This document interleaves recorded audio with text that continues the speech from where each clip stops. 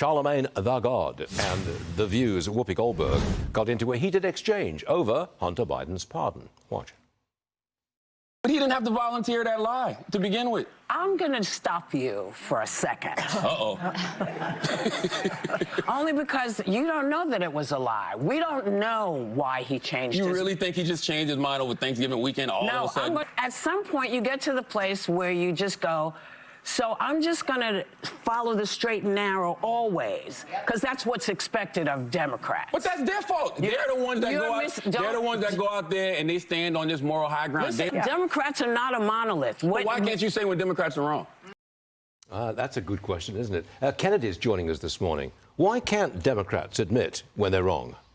I don't know that Republicans would either, frankly. I mean, Republicans were famous for having the 2012 postmortem when, that wild ball of charisma Mitt Romney lost. But I don't know that Republicans would have had the same or a different reaction, I should say. I think we would have suffered, not we, I'm not a Republican, but a lot of people that I work with might have suffered the same fate and, a lack of introspection.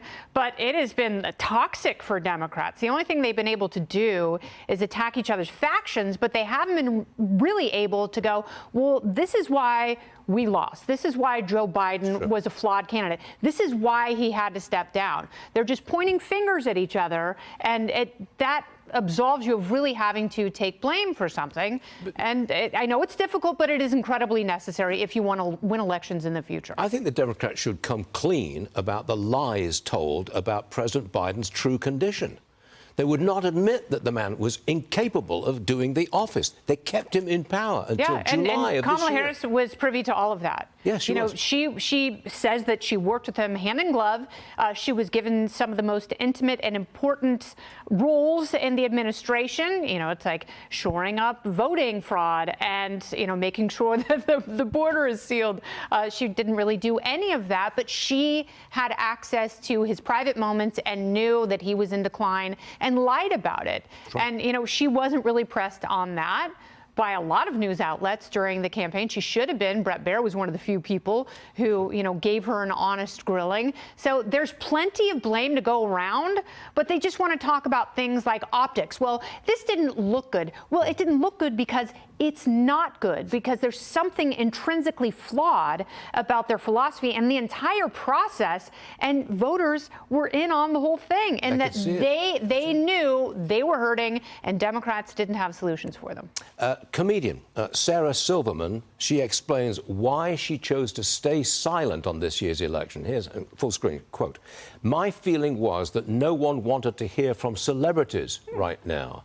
I think she was right about that. The celebrities in the Harris campaign, total failure.